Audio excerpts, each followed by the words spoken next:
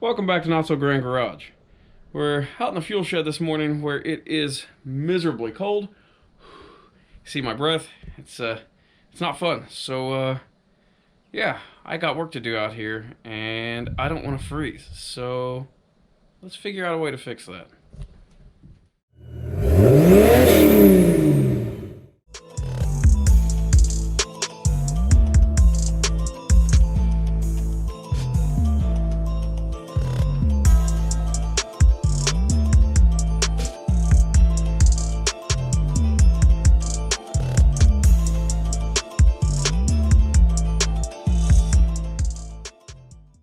So how are we going to warm this area up?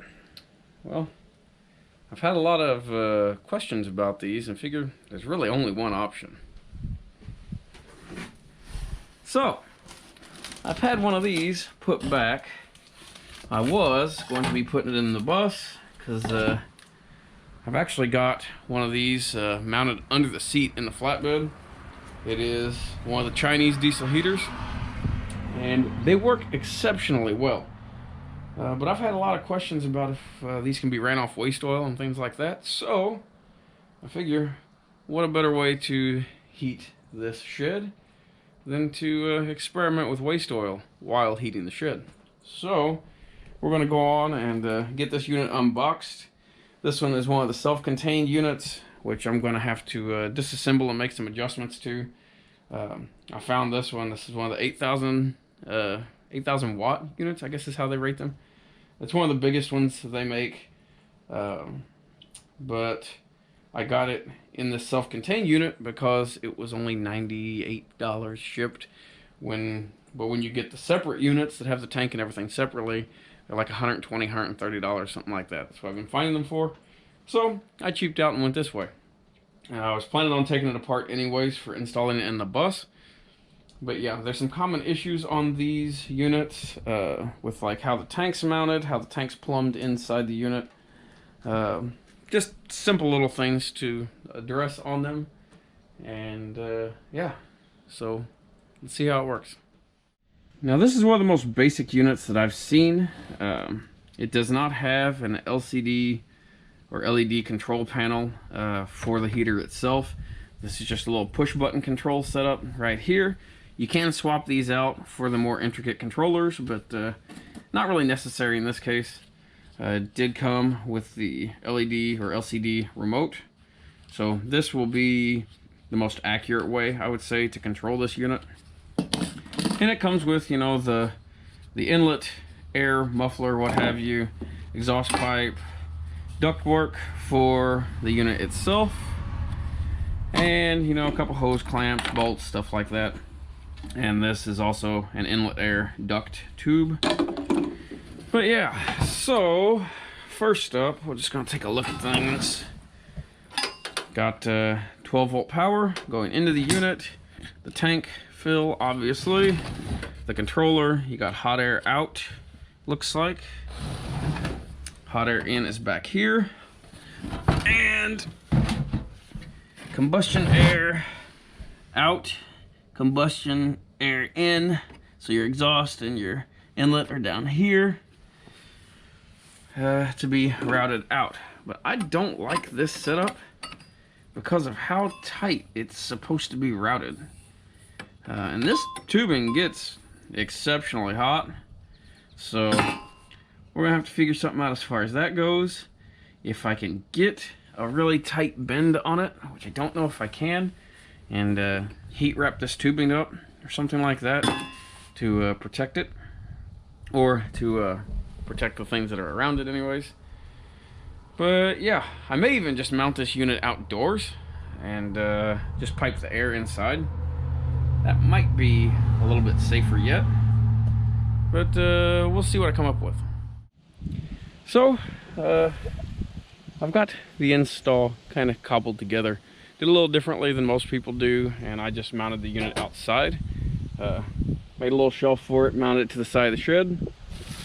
Got plenty of room for the exhaust under here, so don't have to worry about heat or anything that way. And it'll be easy enough to put a little cover or what have you over the top of it to keep the weather off. But yeah, all that's left now is to hook up a battery, which I can set a little battery here or run one of the little 12-volt adapters from power inside. But for now, I think I'm going to set a little battery right here. I've got the hot air duct plumbed inside, which I will be sealing this hole off.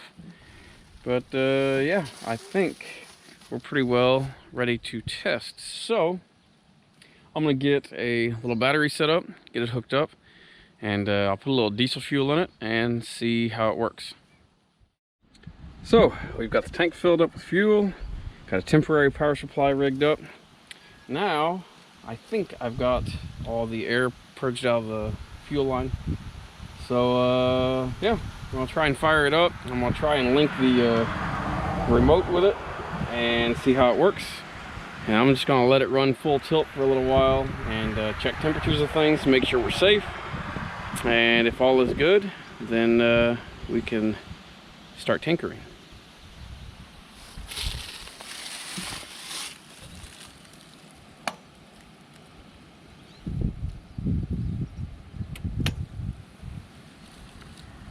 We got a light, so should be in startup mode.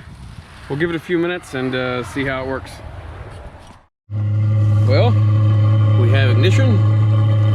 So yeah, it just fired off. I had to change the battery because the battery I drug out here in the first place was dead. But yeah, I'm gonna let this run for a good bit, make sure all the air is out of the system, let it come up to temperature, and I still gotta pair the remote and everything else. Well, our heater's been running for a good bit now, so we'll go on and check temperatures on it. Putting out pretty good heat inside, but yeah. So, exhaust tube temperature is around 360.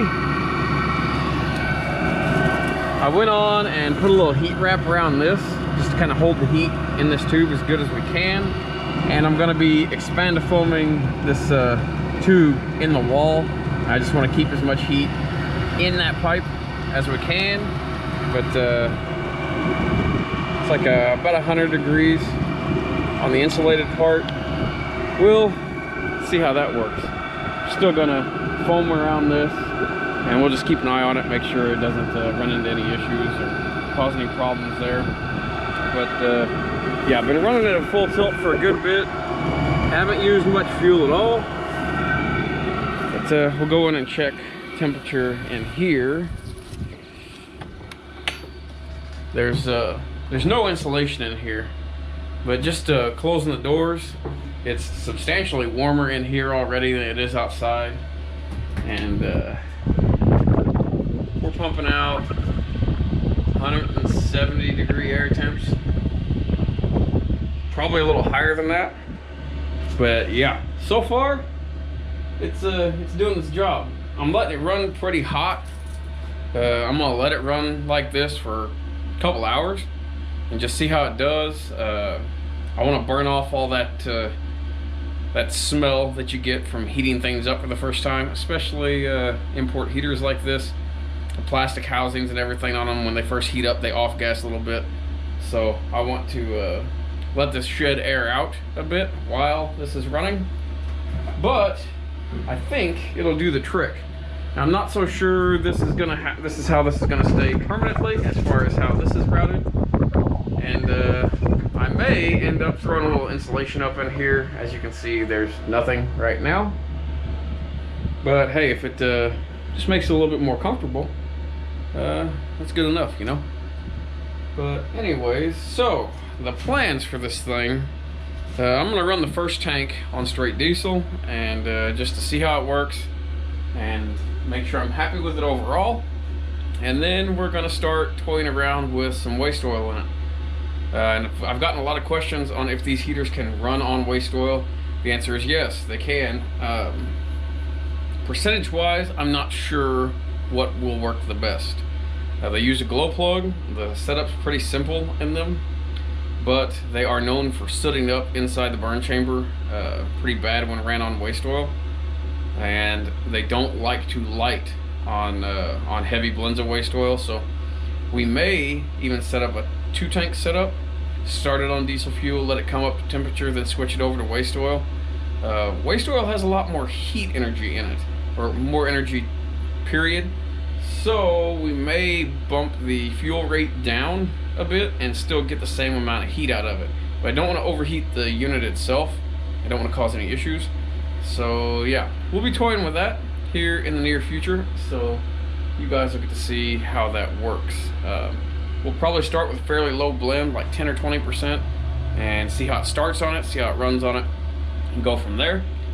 But yeah, now that the shed is starting to warm up a little bit, I have some small batch tests to finish up. I've got to rerun the 1 micron bag test with some of the oil from outside, so I'm going to get on that here in a little bit. So yeah, if you got any questions, comments, complaints, what have you, drop them in the comment section below. If you want to support the channel, I've got our channel's PayPal account listed in the description of each video, so feel free to do that. Yeah. Anyways, if you haven't already, please subscribe. We appreciate you watching.